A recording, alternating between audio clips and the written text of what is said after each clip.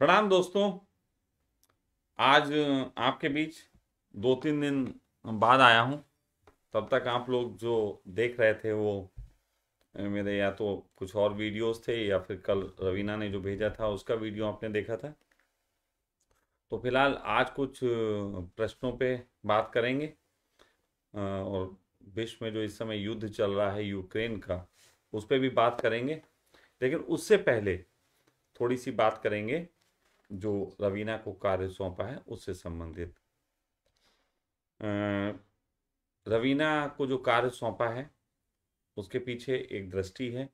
उस दृष्टि को सबसे पहले बता दूं कि रवीना को जो कार्य सौंपा है उसमें कहीं ना कहीं खादी के लिए मैंने एक बात रखी कि खादी को किस ढंग से दुनिया में लाना है जिससे भारतवर्ष की सोच भी इसके साथ हम लपेट के पहुंचा पाएँ। साथ साथ हिंदुस्तान के लोगों को भी जो है वो खादी के लाभ से सही से परिचित कराया जाए एक मॉडर्न तरीके से। तो वो अच्छे ढंग से उस पर काम कर रही है। कल की उसकी पोस्ट के बाद बहुत सारे लोगों का एक पॉजिटिव रिस्पांस भी गया है। वो बहुत खुश है और मैं चाहूँगा कि आप लोग उसके टच में बने रहें ताकि उस दिशा में वो जो कार्य करती है उसको सहयोग मिले। जैसे ही उसकी वो चीज़ें पूरी हो जाएंगी फिर यहीं से 8 PM के तहत आगे की चीज़ों को कि कैसे कैसे हम उस पर कार्य करेंगे अवगत कराते रहेंगे आपको। इसके साथ साथ और भी ऐसे कई डायमेंशन हैं जिस पे कार्य करने का एक भाव है। मैं अपना बता दूं, मैं सिर्फ और सिर्फ एक ही रोल निभाऊंगा। आपके पिता का समझ लो, बड़े भाई का समझ लो, दोस्त का समझ लो, सखा का समझ लो, किसी का भी, कि मैं सिर्फ अपनी समझ का उस कार्य को करने में समाज में रोजगार और मैत्री स्थापित करने के लिए साथ साथ आपकी समझ बढ़े और ये 8 PM का जो विचार है वो थोड़ा सा बड़ा रूप ले, इसके लिए बहुत सारे कार्य करूँगा। और जिसमें एक छोटा सा विचार ये भी आ रहा है कि एक हमको कहीं ना कहीं एक थेरेपी सेंटर एक स्थापित करना है। एक थेरेपी सेंटर स्थापित करना है जहाँ पे लोगों का हम इलाज कर सकें बिना दवाई के, बिना किसी लंबे चौड़े प्रोसेस से, बहुत सरल तरीके से। और उसके लिए भी हम प्रयासरत हैं और उसके लिए बाकायदा डॉक्टर्स की भी टीम लगेगी, उसमें कई तरीके के थेरेपिस्ट लगेंगे और वो चीज़ एक खड़ी की जाएगी। लेकिन डॉक्टर्स की टीम और ये सब मैंने इसलिए कहा कि डॉक्टर का मतलब नहीं है दवाई दें, लेकिन डॉक्टर्स के सर्टिफिकेट होने से बहुत सारी चीज़ों से जो कानूनी ढंग से है हम उसको कर सकते हैं। इसलिए मैंने एक डॉक्टर के लिए बात की।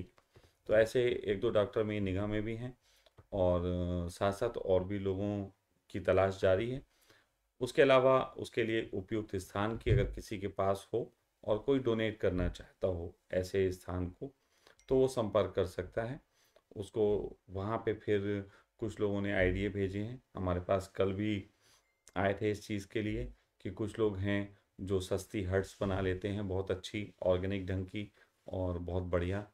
तो उनके आइडियाज़ को उसमें शामिल करके और जीवन शैली कैसी होनी चाहिए उन सबको जोड़ते हुए एक थेरेपी सेंटर का एक भाव है।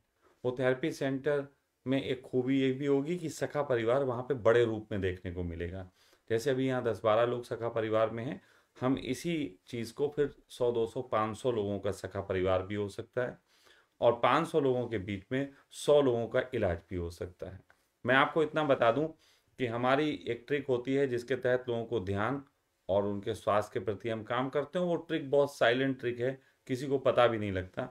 एक तरीके का हम 10-12 लोगों के बीच में हमेशा 1-2 लोग आते जाते रहते हैं और हम उनके बीच काम करते हैं तो 10-12 लोगों की एनर्जी जो है वो उन लोगों को बहुत इजी गोइंग जो है वो सही करने में, हील करने में और साथ साथ मेडिटेटिव उनको दिशा देने में बहुत सहयोगी होती है।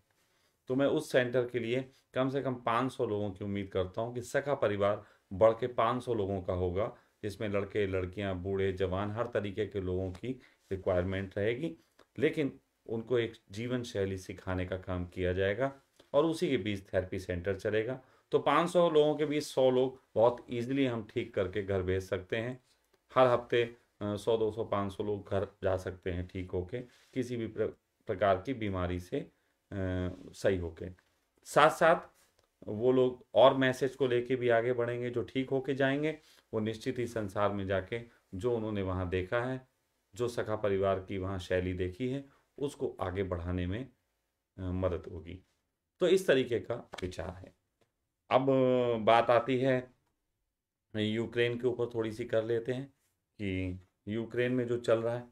लेकिन उसे यूक्रेन में बात करने से पहले मैं चाहूँगा कुछ एक दो प्रश्न हैं उनको थोड़ा सा ले लें। अच्छे से प्रश्न हैं, फनी से, बढ़िया से, तो उनको ले लेते हैं, फिर उसके बाद यूक्रेन पे बात होगी। वो भी प्रश्न है यूक्रेन पे भी।